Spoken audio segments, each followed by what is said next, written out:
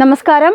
പാകിസ്ഥാന്റെ അധിനിവേശത്തിനും അടിച്ചമർത്തലുകൾക്കുമെതിരെ ദീർഘകാലമായി പോരാടുന്ന ബലൂച്ച് ജനത ഓഗസ്റ്റ് 11 സ്വതന്ത്ര റിപ്പബ്ലിക് ഓഫ് ബലൂചിസ്ഥാന്റെ സ്വാതന്ത്ര്യ ദിനമായി പ്രഖ്യാപിക്കുന്നു. പതിറ്റാണ്ടുകളായി തുടരുന്ന പാക് സൈനിക അതിക്രമങ്ങൾക്കും വംശഹത്യകൾക്കും വിഭവ ചൂഷണങ്ങൾക്കുമെതിരെ ബലൂച്ച് സംഘടനകൾ ഒറ്റക്കെട്ടായി എടുത്ത ഈ തീരുമാനം പാകിസ്ഥാന്റെ പരമാധികാരത്തിനും ഭൂപടത്തിനും മേലുള്ള കനത്ത ആഘാതം കൂടിയാണ്. സ്വതന്ത്രവും പരമാധികാരവുമുള്ള ബലൂചിസ്ഥാനെ അംഗീകരിക്കാൻ ലോകരാഷ്ട്രങ്ങളോട് ബലൂച്ച് ഗ്രൂപ്പുകൾ പരസ്യമായി ആഹ്വാനം ചെയ്തതോടെ ഇസ്ലാമാബാദിന്റെ ഭരണകൂടവും സൈനിക നേതൃത്വവും പ്രതിരോധത്തിലായിരിക്കുകയാണ്. സ്വന്തം പ്രവിശ്യയിൽ ക്രമസമാധാനവും രാഷ്ട്രീയ നിയന്ത്രണവും പൂർണ്ണമായും നഷ്ടപ്പെട്ട അവസ്ഥയിലാണ് പാക് നേതൃത്വം ഇന്ന് നിലകൊള്ളുന്നത്. ബലൂചിസ്ഥാന്റെ സ്വയംഭരണ പ്രഖ്യാപനവും ആഗോള ആഹ്വാനവും പുറത്തു വന്നിട്ടും പാക് പ്രധാനമന്ത്രി ഷഹബാസ് ഷെരീഫും സൈനിക മേധാവി അസീം മുനീറും പൂർണ്ണ മൗനം പാലിക്കുന്നത് അവരുടെ കടുത്ത ഭയത്തെയും രാഷ്ട്രീയ ഭീരുത്വത്തെയുമാണ് വെളിപ്പെടുത്തുന്നത്. ഈ വിഷയത്തിൽ ഔദ്യോഗികമായി പ്രതികരിച്ചാൽ അത് ബലൂചി പ്രസ്ഥാനത്തിന്റെ അവകാശങ്ങൾക്ക് അന്താരാഷ്ട്ര തലത്തിൽ കൂടുതൽ പ്രചാരവും നിയമസാധുതയും നൽകുമെന്ന തിരിച്ചറിവ് തന്നെയാവാം ഇസ്ലാമാബാദിനെ തടയുന്നത്. വിഷയം പരസ്യമായി ചർച്ച ചെയ്യപ്പെടുന്നത് ഐക്യരാഷ്ട്രസഭ അടക്കമുള്ള ആഗോള വേദികളിൽ പാകിസ്ഥാൻ നടത്തുന്ന മനുഷ്യാവകാശ ലംഘനങ്ങൾ തുറന്നുകാട്ടപ്പെടാൻ ഇടയാക്കും. അതിനാൽ മൗനം ഒരു മറയായി ഉപയോഗിച്ച് ആഗോള ശ്രദ്ധയിൽ നിന്ന് ഒളിച്ചോടാനാണ് പാക് സൈനിക രാഷ്ട്രീയ നേതൃത്വം ശ്രമിക്കുന്നത്. 1947 ബലൂചിസ്ഥാനെ ബലമായി പാകിസ്ഥാനോട് കൂട്ടിച്ചേർത്തതു മുതൽ ആരംഭിച്ചതാണ് അവിടുത്തെ ജനങ്ങളുടെ അവകാശ പോരാട്ടം. പതിറ്റാണ്ടുകളായി പാക് സൈന്യവും രഹസ്യാന്വേഷണ ഏജൻസിയായ ISIയും ചേർന്ന് ആയിരക്കണക്കിന് ബലൂച്ച് യുവാക്കളെയും രാഷ്ട്രീയ പ്രവർത്തകരെയും കാണാതാക്കുകയും ക്രൂരമായി കൊലപ്പെടുത്തുകയും ചെയ്തിട്ടുണ്ട്. ബലപ്രയോഗത്തിലൂടെ കാണാതാക്കൽ എന്ന കുപ്രസിദ്ധമായ നയം ഉപയോഗിച്ച് പാകിസ്ഥാൻ പ്രവിശ്യയിലെ സ്വതന്ത്രവാഞ്ചയെ അടിച്ചമർത്താൻ ശ്രമിച്ചു. ഇന്ന് സൈനിക ബാരക്കുകൾക്ക് പുറത്ത് ഇറങ്ങാൻ പോലും പാക് സൈനികർ ഭയക്കുന്ന രീതിയിലേക്ക് ബലൂചിസ്ഥാനിലെ ജനരോഷം ശക്തിപ്പെട്ടിരിക്കുകയാണ്. സ്വാഭാവികവാതകം, സ്വർണം, ചെമ്പ് തുടങ്ങിയ വിലമതിക്കാനാകാത്ത പ്രകൃതി ദത്ത വിഭവങ്ങളാൽ സമ്പന്നമാണ് ബലൂചിസ്ഥാൻ. എന്നാൽ ഈ വിഭവങ്ങളെല്ലാം ഇസ്ലാമാബാദിലെ ഭരണാധികാരികളും സൈനിക ജനറൽമാരും ചേർന്ന് കൊള്ളയടിക്കുകയാണ് ഉണ്ടായത്. ചൈന പാകിസ്ഥാൻ സാമ്പത്തിക ഇടനാഴിയുടെ പേരിൽ ഗ്വാദർ തുറമുഖവും ബലൂച്ച് മണ്ണും ചൈനയ്ക്ക് അടിയറവ് വെച്ചപ്പോൾ പ്രാദേശിക ജനവിഭാഗങ്ങൾക്ക് കുടിവെള്ളവും വൈദ്യുതിയും പോലും നിഷേധിക്കപ്പെട്ടു. സ്വന്തം മണ്ണിലെ വികസന പദ്ധതികളിൽ നിന്ന് ബലൂച്ച് ജനത പൂർണ്ണമായും പുറന്തള്ളപ്പെടുകയും ചൈനീസ് കമ്പനികളുടെ അധിനിവേശത്തിന് വഴി കൊടുക്കുകയും ചെയ്തതാണ് പ്രക്ഷോഭം വൻതോതിൽ രൂക്ഷമാകാൻ പ്രധാന കാരണമായത്. റിപ്പബ്ലിക് ഓഫ് ബലൂചിസ്ഥാന്റെ പ്രഖ്യാപനം വെറുമൊരു ആഭ്യന്തര പ്രസ്താവനയിൽ ഒതുങ്ങുന്ന ഒന്നല്ല, വ്യക്തമായ നയതന്ത്ര ലക്ഷ്യങ്ങളോടുള്ള ഒന്നാണ്. അന്താരാഷ്ട്ര സമൂഹം, ഐക്യരാഷ്ട്രസഭ, വിദേശ സർക്കാരുകൾ എന്നിവർ സ്വതന്ത്ര ബലൂചിസ്ഥാനെ ഔദ്യോഗികമായി അംഗീകരിക്കണമെന്ന് പ്രസ്താവനയിൽ ആവശ്യപ്പെടുന്നുണ്ട്. വിദേശ രാജ്യങ്ങളിൽ വസിക്കുന്ന ബലൂച്ച് ഡയസ്പോറ ലോകമെമ്പാടുമുള്ള പ്രധാന തലസ്ഥാനങ്ങളിൽ പ്രതിഷേധ പ്രകടനങ്ങളും പ്രചാരണങ്ങളും ശക്തമാക്കിയിട്ടുണ്ട്. പാകിസ്ഥാന്റെ ഭീകരവാദ അനുകൂല നയങ്ങളിൽ മടുത്ത ആഗോള സമൂഹത്തിനു മുന്നിൽ ജനാധിപത്യ മൂല്യങ്ങൾ ഉയർത്തിപ്പിടിക്കുന്ന ഒരു സ്വതന്ത്ര ബലൂചിസ്ഥാൻ എന്ന ആശയം അവതരിപ്പിക്കുന്നതിൽ ഇവർ വിജയിച്ചിട്ടുമുണ്ട്. അയൽ രാജ്യങ്ങളിൽ ഭീകരവാദം കയറ്റുമതി ചെയ്യാനും ഇന്ത്യക്കെതിരെ നിഴൽ യുദ്ധം നടത്താനും കോടിക്കണക്കിന് രൂപ ചെലവഴിച്ച പാകിസ്ഥാൻ സ്വന്തം രാജ്യത്തെ ജനങ്ങളുടെ അടിസ്ഥാന ആവശ്യങ്ങൾ നിറവേറ്റുന്നതിൽ ദാരുണമായി പരാജയപ്പെട്ടു. സാമ്പത്തികമായി തകർന്നടിഞ്ഞ അന്താരാഷ്ട്ര നാണയനിധിയുടെ കടാശ്വാസങ്ങളെ മാത്രം ആശ്രയിച്ചു കഴിയുന്ന ഒരു രാഷ്ട്രത്തിന് സ്വന്തം അതിർത്തിക്കുള്ളിലെ ആഭ്യന്തര കലാപങ്ങളെ പ്രതിരോധിക്കാനുള്ള ശേഷിയില്ല. ഭീകരതയെ വളർത്തിയവർക്ക് സ്വന്തം നാട്ടിൽ തന്നെ കനത്ത തിരിച്ചടി ലഭിക്കുന്ന കാഴ്ചയാണ് ഇപ്പോൾ ലോകം സാക്ഷ്യം വഹിക്കുന്നത്. പരമ്പരാഗത മാധ്യമങ്ങൾക്ക് മേൽ കടുത്ത സെൻസർഷിപ്പ് ഏർപ്പെടുത്തി വിവരങ്ങൾ മറച്ചുവെക്കാനുള്ള പാക് ഭരണകൂടത്തിന്റെ ശ്രമങ്ങളെ ബലൂച്ച് പ്രസ്ഥാനങ്ങൾ ഡിജിറ്റൽ യുദ്ധത്തിലൂടെയാണ് തരണം ചെയ്യുന്നത്. സോഷ്യൽ മീഡിയ പ്ലാറ്റ്ഫോമുകൾ വഴി ഓഗസ്റ്റ് 11 സ്വാതന്ത്ര്യദിന പ്രഖ്യാപനം ആഗോളതലത്തിൽ ദശലക്ഷക്കണക്കിന് ആളുകളിലേക്ക് എത്തിക്കാൻ അവർക്ക് സാധിച്ചു. പാക് സൈനിക അതിക്രമങ്ങളുടെ ചിത്രങ്ങളും വീഡിയോകളും തെളിവ് സഹിതം ലോകത്തിനു മുമ്പിൽ തത്സമയം ചെയ്യുന്നതിലൂടെ മാധ്യമ വിലക്കുകൾ ഏർപ്പെടുത്തി സത്യം മൂടിവെക്കാമെന്ന ഇസ്ലാമാബാദിന്റെ പരമ്പരാഗതമായ തന്ത്രങ്ങൾ പൂർണ്ണമായും തകർന്നുപോയി.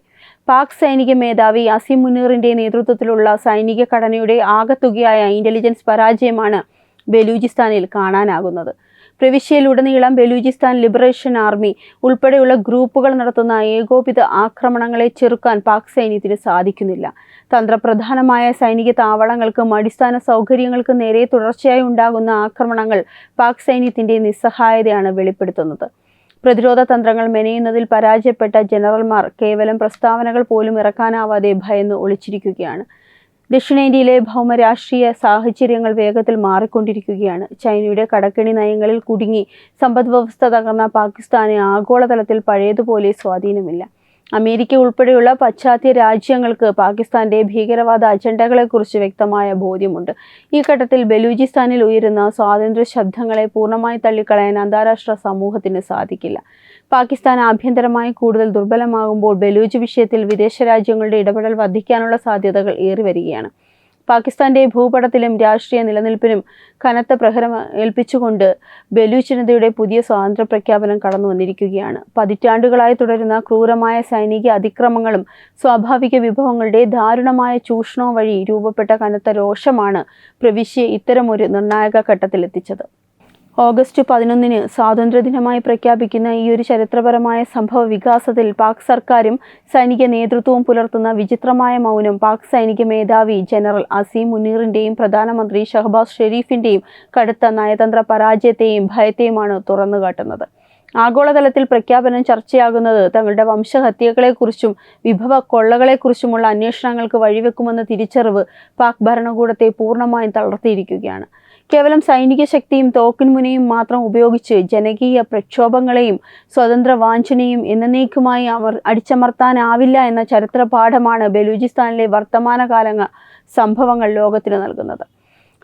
സാമ്പത്തിക തകർച്ചയും ആഭ്യന്തര കലാപവും കാരണം തരിപ്പണമായ പാകിസ്ഥാന് മേൽ ബലൂച്ച് വിഷയത്തിൽ അന്താരാഷ്ട്ര സമൂഹത്തിൽ നിന്നുള്ള നയതന്ത്ര സമ്മർദ്ദങ്ങളും ഒറ്റപ്പെടലും വരും ദിവസങ്ങളിൽ അതിശക്തമായി വർദ്ധിപ്പിക്കും. സ്വതന്ത്ര ബലൂചിസ്ഥാൻ എന്ന ആവശ്യം അന്താരാഷ്ട്ര തലത്തിൽ കൂടുതൽ ചർച്ചയാകുന്നത് ഇസ്ലാമാബാദിന്മേലുള്ള പിടിമുറുക്കൽ കടുപ്പിക്കും. സ്വന്തം ജനതയുടെ വികാരങ്ങളെയും അടിസ്ഥാന അവകാശങ്ങളെയും തൃണവൽക്കരിച്ച് ഭീകരവാദത്തിന് വളം വെച്ച പാക് ഭരണകൂടം തങ്ങളുടെ തന്നെ ആന്തരിക വിഭജനത്തിന്റെ അന്തിമ അധ്യായങ്ങൾക്കാണ് ഇപ്പോൾ സാക്ഷ്യം വഹിച്ചുകൊണ്ടിരിക്കുന്നത്. പരമ്പരാഗത മാധ്യമങ്ങൾക്ക് മേൽ കടുത്ത സെൻസർഷിപ്പ് ഏർപ്പെടുത്തി വിവരങ്ങൾ മൂടിവെക്കാനുള്ള പാക് ഭരണകൂടത്തിന്റെ ശ്രമങ്ങളെ ബലൂച്ച് പ്രസ്ഥാനങ്ങൾ ഡിജിറ്റൽ യുദ്ധത്തിലൂടെ തരണം ചെയ്തു കഴിഞ്ഞു.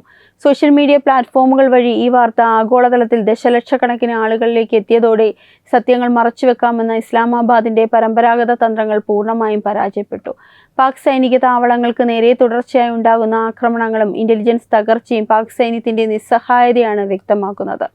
പ്രതിരോധ തന്ത്രങ്ങൾ മെനയുന്നതിൽ പരാജയപ്പെട്ട ജനറൽമാർ കേവലം പ്രസ്താവനകൾ പോലും ഇറക്കാനാവാതെ ഭയന്നൊളിച്ചിരിക്കുന്ന കാഴ്ചയ്ക്കാണ് ലോകം സാക്ഷ്യം വഹിക്കുന്നത്. അയൽ രാജ്യങ്ങളിൽ ഭീകരവാദം കയറ്റുമതി ചെയ്യാനും ഇന്ത്യക്കെതിരെ നിഴൽ യുദ്ധം നടത്താനും കോടിക്കണക്കിന് രൂപ ചെലവഴിച്ച പാകിസ്ഥാൻ സ്വന്തം രാജ്യത്തെ ജനങ്ങളുടെ അടിസ്ഥാന ആവശ്യങ്ങൾ നിറവേറ്റുന്നതിൽ ദാരുണമായി പരാജയപ്പെട്ടു.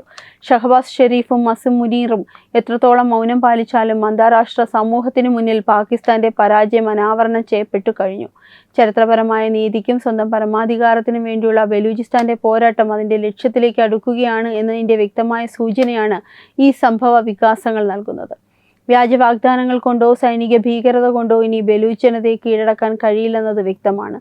ഷഹബാസ് ഷെരീഫും അസീം മുനീറും എത്രത്തോളം മൗനം പാലിച്ചാലും അന്താരാഷ്ട്ര സമൂഹത്തിന് മുന്നിൽ പാകിസ്ഥാന്റെ പരാജയം അനാവരണം ചെയ്യപ്പെട്ടു കഴിഞ്ഞു. ചരിത്രപരമായ നീതിക്കും സ്വന്തം പരമാധികാരത്തിനും വേണ്ടിയുള്ള ബലൂചിസ്ഥാന്റെ പോരാട്ടം ലക്ഷ്യത്തിലേക്ക് അടുക്കുകയാണ് എന്നതിന്റെ വ്യക്തമായ സൂചനയാണ് ഈ സംഭവ വികാസങ്ങൾ. ഈ വാർത്തയെപ്പറ്റിയുള്ള നിങ്ങളുടെ അഭിപ്രായങ്ങൾ കമന്റ് ചെയ്യുക. വാർത്തകൾ വേഗത്തിൽ അറിയാനായി ചാനൽ സബ്സ്ക്രൈബ് ചെയ്യുക. വെബ് ഡെസ്ക് തത്തുമൈ ന്യൂസ്.